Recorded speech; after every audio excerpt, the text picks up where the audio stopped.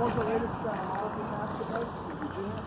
Well, we've had some laws in New York that tried to expand abortion. What we're finding is that the abortion community is actually really aware that Roe versus Wade is on the verge of being overturned. Yeah. And so what they've been doing across a lot of different states where they have a lot of their people in like positions like the governors and the legislatures, what they're trying to do is stack a lot of these states with the most radical pro-abortion bills that they can possibly have.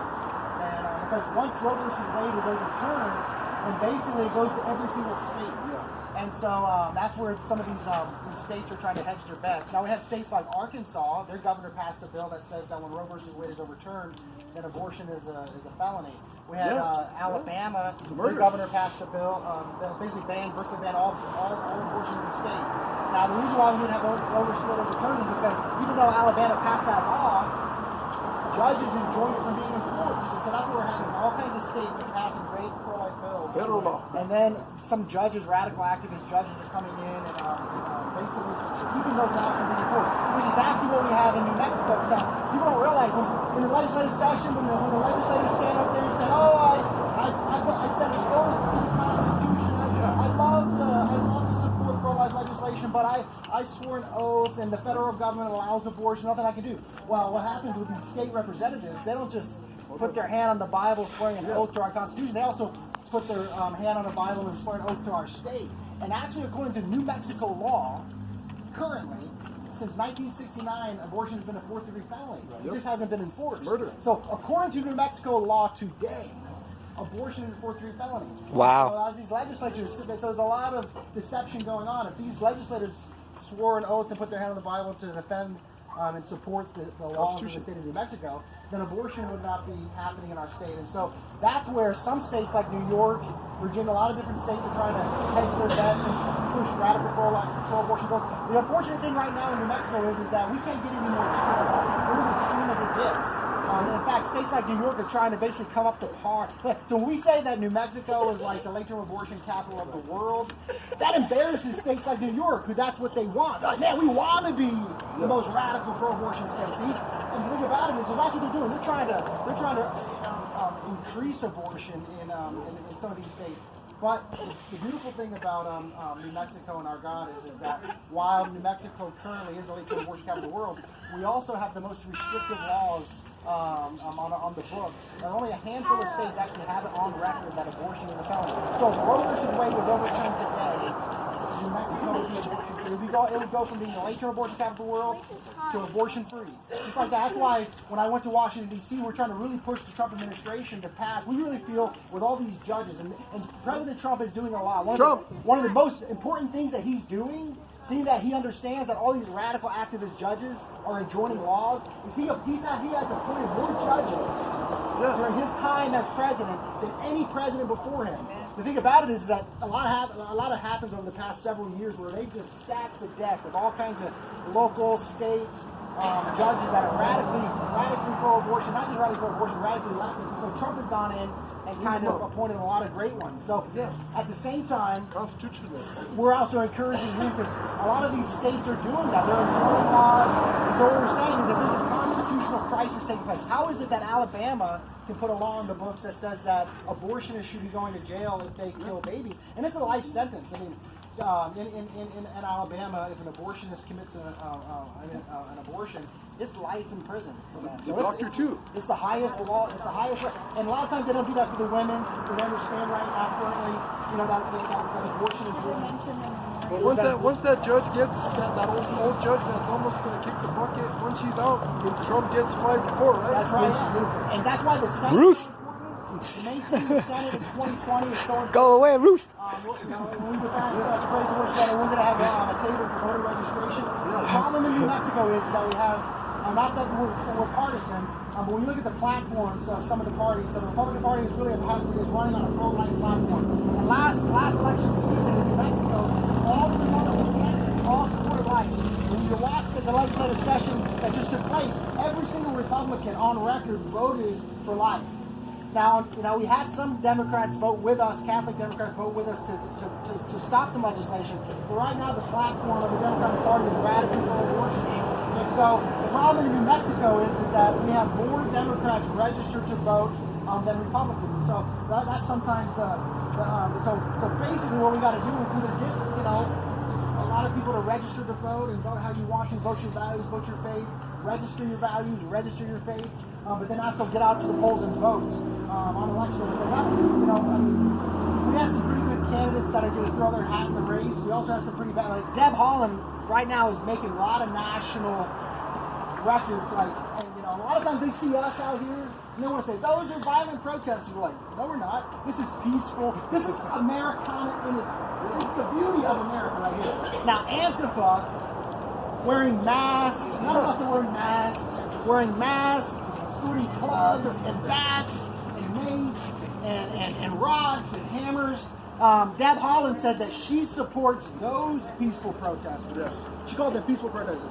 No, Deb Haaland, this is what peaceful protesters look like right here. This is what America supports. So, but there really is a battle. So there's a battle over hearts and minds. And a lot of our representatives are radically pro-abortion. And so this election season, we had to send our best and our brightest to Washington, D.C. Right now, that Herald is running in that district. It's still open in District 1. But, we really have to kind of take our city, take our state, take our country back. And we have the ability to do that after ballot box. So that's why it's so important for us to, because the first step in changing politically the landscape of New Mexico is just to register to vote. If you're not registered to vote, you can't participate in the election. Like, I can't vote, but I can help. I can take people to the ballot. Exactly right. That's the type of stuff that we need. Are you on probation? And unfortunately, all the last election cycles that we've had in New Mexico, the other side is extremely mobilized. They do exactly that. So why can't we do exactly that? They understand the winning strategy. They've had it gained for a long time in our states. But we can step out with our prayers and with the churches and with ourselves and with our vote and with our voice.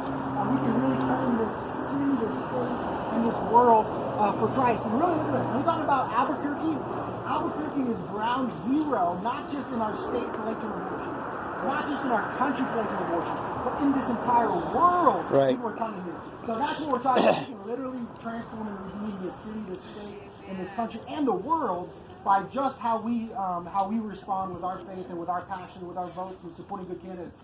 On September 14th, we're going to have a memorial. It's a national memorial all across the country. You saw some of the signs that were out in front of the church over there. Some of those babies, actually, the story of those babies, there's a baby on there. There's one that says life, and then there's one that says abortion. This is what life looks like. This is what abortion really is. And that baby that was aborted, the pro-life community several years ago gave that baby a name. And the name of that baby is Malachi. And so they say that as Malachi was a voice crying out in the wilderness. Even John the Baptist, we have all kinds of prophets that were voices. That baby Malachi is a prophet, is a voice. And we're literally in the desert here in New Mexico crying out, saying, the only voice and the only message that child had in his life was a violent, tragic death. But the way that God can transform that injustice is by giving that baby a voice and saying, look, this is who I was. This is my name, and this is what I want to stop. This tragic death, this brutal death needs to end. And so, and that baby was found as kids were playing in California. They came across a dumpster, and this was all done through investigation. The kids came home, they had the names of the child, the family, and the community was in shock over that, right? They responded appropriately when they see a dead child in the community. It just so happened to be an aborted child, and the abortionist was illegally disposing of the babies. And so it took several years. That's where our culture needs to be so transformed. It took several years for them to even be able to bury those babies. Give them a headstone. Once they were able to bury them, the city refused to give them a headstone. And so it took a lot of time. But since then, through that whole entire process, nationally, all across the country, they have memorials for the unborn and prayer services for the babies as a means of prayer and transformation for a culture. Now in Albuquerque, we actually have a burial location of two aborted babies, baby Eve, and so we're going to be hosting an event on September 14th where we're all going to come together and pray. There's a lot of churches that are represented. We also have a candidate that's running for House District 20. His name is Michael Hendricks. He actually ran for Attorney General this past time. Now he's going to run for House District 20, and he's going to come and talk as well. And so people in his district can support him for office. Because that's what we'll have a battle up in Santa Fe this next time around. I mean, we really had, big opposition this past legislative session because the deck was so stacked against us. But even though the deck was so stacked against us, we still were able to prevail in Santa Fe this past legislative session because we were able to get people to just align themselves with common sense and align themselves with their own faith values. And so that matters. Just our faith values and our own just common sense has the ability to stay off evil. And so, we're gonna really try and commit to prayer as we get in preparation for 2020, this legislative cycle. Because pretty much every single, apart from maybe one U.S. congressional seat, pretty much every single seat, other than the governor, maybe one U.S. seat for Congress, is going to be up for grabs in 2020. We might take the House back. We have to take the House. We have to take the Senate back. Because think about this: if we get enough of a majority, in the House and Senate, that even if the governor vetoes some of those bills, guess what they really, because the left doesn't have a problem doing that, right? They don't have a problem doing that. In fact, they were going to try and do that if some of this stuff happens. So the more that we have, if the odds are ever in our favor, we can do a lot with that. See, the other side knows that. That's why they gained this session this past time. I mean, there's so much stuff that's out there about them rigging the stacking the debt, the changing the election stuff. So there's a lot of things that we can do to be proactively involved. We need people busing people and transporting people to the polls. We need voter people, at the registration tables, registering people to vote. We also need eyes on election day to make sure there's no hanky-panky going on. Validating so there's a lot that can be done. The other side is very well equipped at doing that and gaming the system for their values. So we can be that much more equipped as well. But ultimately, this all starts in prayer. I mean, it's a beautiful thing. And I was doing a Facebook Live. I was saying we're going from one church. We started in prayer at one church. We're closing in prayer at another church. And the entire time, this walk is covered in prayer. I mean, that really is the beauty and the power of transforming. I mean, Sunrise Church, Praise and Worship Center, so much of our churches and our praise and worship, this is it right here. This is the most powerful praise and worship ever. This is the brightest that we can be lighting up this community with. And so I'm just being honored to be with you guys. And before we go, we can maybe pray.